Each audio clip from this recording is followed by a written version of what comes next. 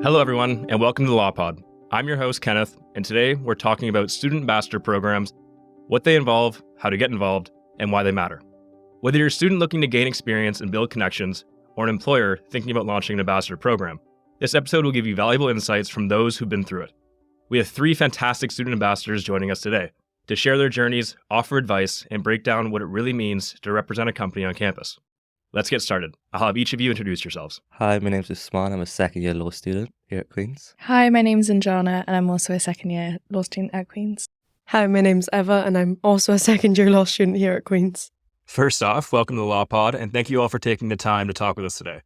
So what companies do each of you represent, and what does the role entail? I'm currently a student ambassador for A&O Sherman, Legal Business Minds, and Legal Cheek. It's very much about promoting the brand on campus, as well as through LinkedIn and Instagram.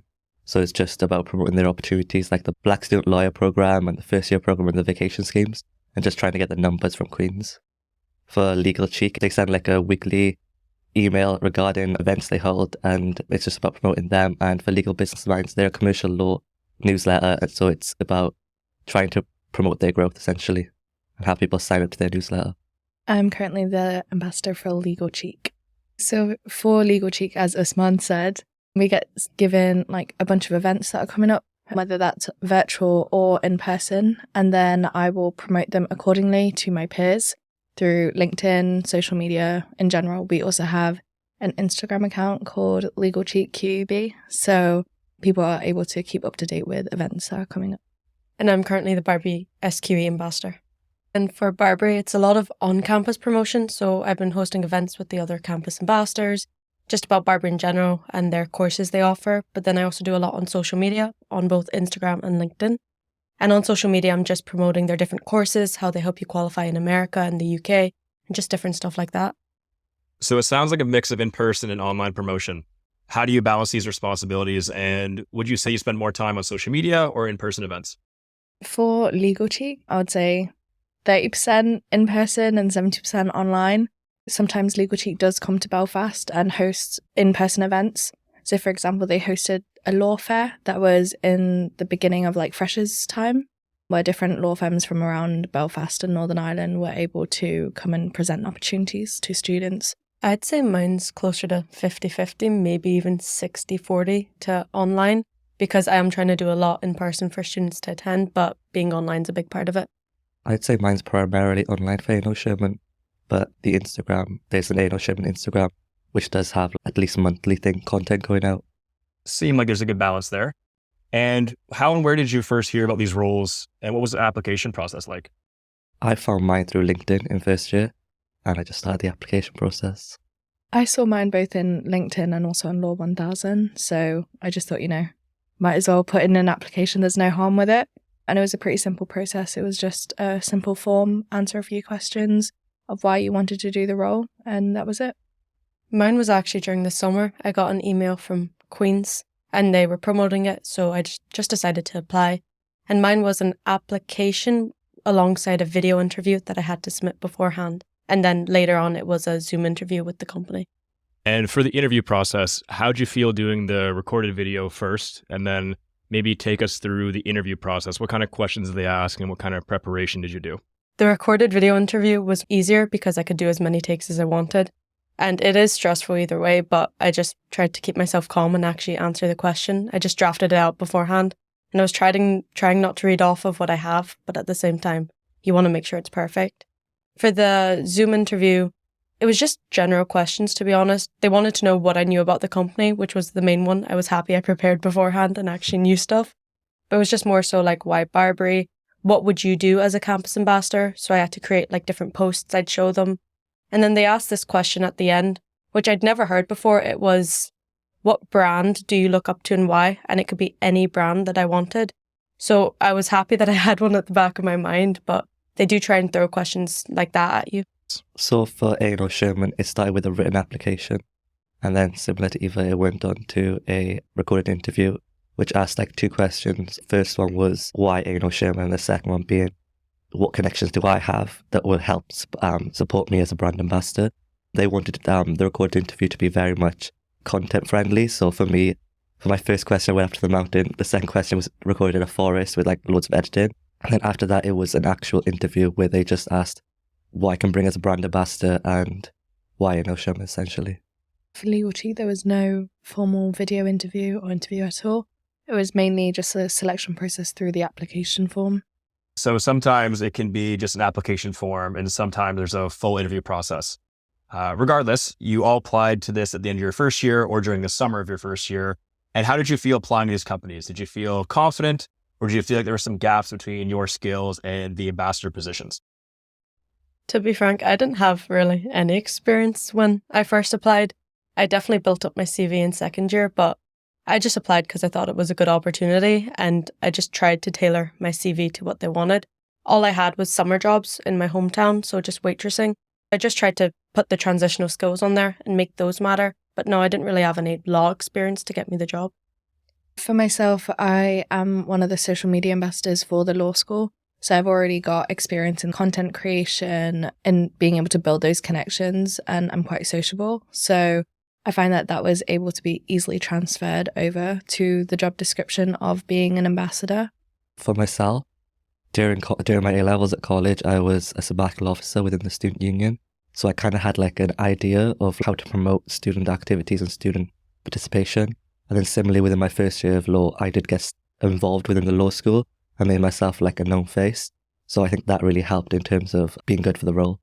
And when you say that being good for the role, in your opinion, what is the most important skill or quality that makes someone successful as a student ambassador? For me, I'd say just being friendly and open and communicating. Like, your job is to answer people's questions and to raise awareness. So if people don't feel comfortable coming up to you, or if you don't feel comfortable sharing the information with them, that's definitely something you do have to work on. I definitely agree with Eva, being sociable, being that person, that friendly face that people can come up to. Because we actually take feedback, like critical feedback from our peers as well.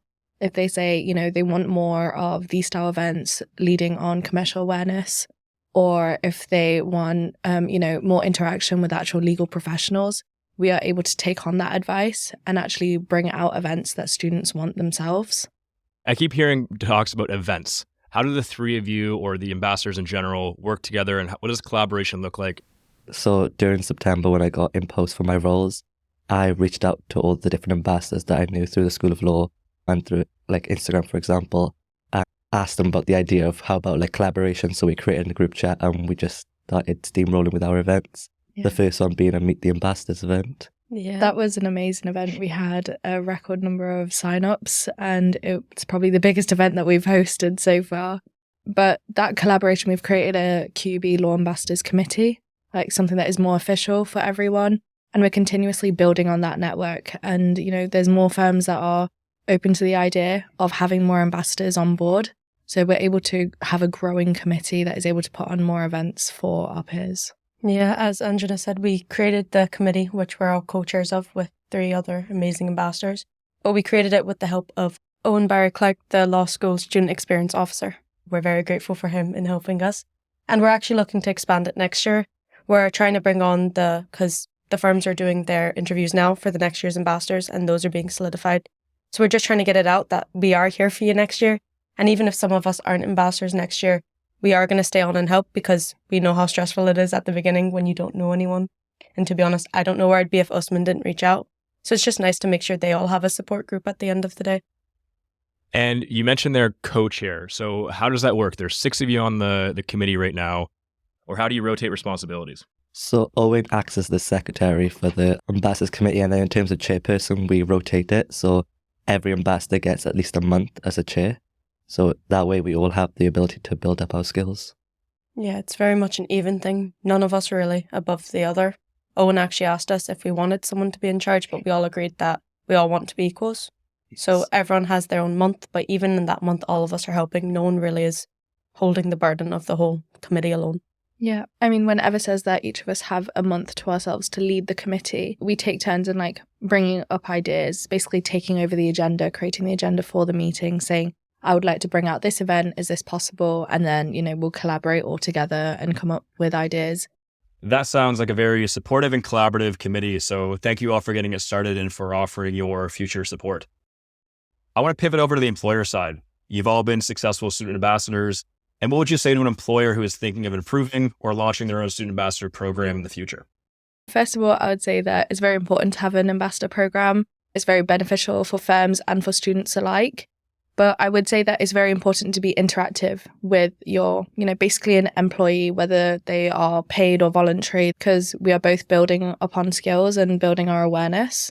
I would definitely say being interactive and having that open line of communication is very important for hosting, good events, for ensuring that there is collaboration and more awareness and passion for the firm. I'd agree. The thing I'm most grateful for Barbary is the fact that they are open. They always do reach out to me. They actually flew me to London right after I got the role to meet up with all the other ambassadors. And they are just very supportive. So I would say that's the main thing, because I enjoy receiving the emails from them and just getting some guidelines on, oh, this is an event we have coming up. We'd love if you'd promote it. Or we have this going on, so we'd love if you could post about this. It just does help, especially when you have studies and everything that you have to focus on, just knowing what they need you to post in general. What advice would you give to someone in first year that's looking to apply? So I found the role on LinkedIn, but essentially if you go through On Campus, which is a platform which most law firms use to promote these student opportunities, I'd say use LinkedIn, use it as a weapon almost, to reach out to past brand ambassadors or employees that are law firm to ask and get help within the recruitment process. Yeah, I would definitely say, like Usman said, LinkedIn is your biggest weapon. It is your most important form of social media, especially from a legal perspective. Networking is so important. So I would definitely say, apply through there. But in terms of skills, I would just say every single role that you take on, whether that is, getting a part-time job or helping host an event, you can take those little skills and apply them in your application for being an ambassador.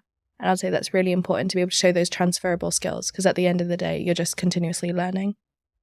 My main advice would be just go for it. None of us really knew we would get it before we did it, but I'm pretty sure all of us are grateful we tried, even though we weren't confident.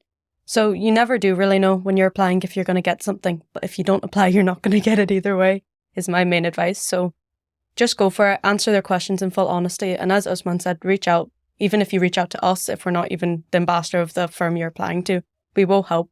We do enjoy helping the future. For our final question, looking back at your journey from when you first applied to where you are now, what would you say is the biggest lesson you've learned or the most valuable skill you've gained?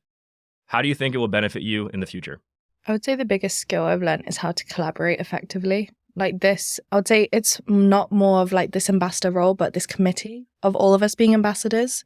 I've never been able to put on events by myself, and then being with a team that definitely supports me and is encouraging me to do better, to put on more events and follow my passions is very important. And I'm very grateful for this opportunity. I'd say the biggest thing I've gained from this is confidence. At the beginning of second year, I was sure what I could do, but I didn't think I'd do as much as I did now. And it's just, this has really helped me build up the confidence. And now I'm able to stand in front of people and give presentations, give different talks, host events, or just reach out to people on LinkedIn that I wouldn't have reached out to before. So that's just the really big thing, just being able to communicate and have the confidence to say what I want to say. Similarly, I'd say self-confidence. I think in first year, the growth in my personal development from first year to now, just through the brand ambassador program alone, is really unique, and it's really good in terms of transferable skills as well as my future opportunities, my future career, because it's really helped me put self-belief into myself, that because law is a tough field, especially if you're going into commercial law. It's incredibly hard, it's incredibly competitive. So opportunities like these will make you stick out, and they will help your growth and will help you get that training contract at the end. And that brings us to the end of today's episode of LawPod. A huge thank you to Usman and Jana and Eva. Your advice will no doubt be valuable to students looking to get involved and to employers considering launching their own programs. If you found this episode helpful, be sure to check out the show notes for more details, including links to the opportunities and organizations we discussed today. Thank you, everyone. Thank you very much. Thank you.